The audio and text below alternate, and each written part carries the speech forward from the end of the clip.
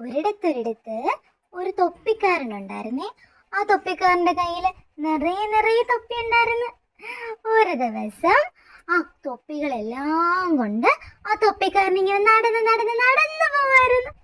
അങ്ങനെ നടന്ന് ക്ഷീണിച്ച് ആ തൊപ്പിക്കാരൻ ആ തൊപ്പിയെല്ലാം ഒരു മരത്തിന്റെ ചുവട്ടിൽ വെച്ച് കിടന്നങ്ങ് ഉറങ്ങി. എന്തോ ചെയ്തു പൊന്നെ? ഉറങ്ങി. അങ്ങനെ ഉറങ്ങി എഴുന്നേക്കുമ്പോ തൊപ്പിക്കാരന്റെ തൊപ്പിയൊന്നും കാണുന്നില്ല. അയ്യോ, നോക്കിയപ്പോ ആ മരത്തിൽ നിറയെ എന്തുണ്ടായിരുന്നു? കുരങ്ങന്മാരുണ്ടായിരുന്നു കേട്ടോ. കുരങ്ങന്മാര്. ആ കുരങ്ങന്മാരുടെ തലയിലെല്ലാം തൊപ്പിക്കാരന്റെ തൊപ്പി. ഇത് കണ്ട് തൊപ്പിക്കാരന് സങ്കടം വന്നു. തൊപ്പിക്കാരനെ നോക്കി കുരങ്ങന്മാര് കളിയാക്കി ചിരിച്ചു. അപ്പൊ തൊപ്പിക്കാരൻ എന്തോ ചെയ്തെന്നറിയാമോ? ഒരു കല്ലെടുത്ത് കുരങ്ങന്മാരെ എറിഞ്ഞു. കുരങ്ങന്മാരെ കല്ലെടുത്ത് എറിഞ്ഞപ്പോ കുരങ്ങന്മാര് ആ മരത്തിൽ നിറയെ എന്തായിരുന്നറിയാമോ? മാങ്ങയായിരുന്നു.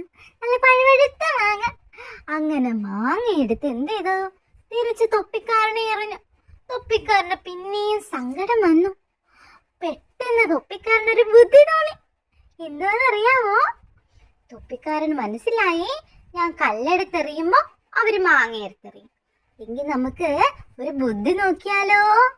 തൊപ്പിക്കാരന്റെ തലയിലിരുന്ന തൊപ്പിയെടുത്ത് താഴേക്കിട്ടു. ഇത് കണ്ട് കുരങ്ങന്മാരെന്തെന്നറിയാമോ?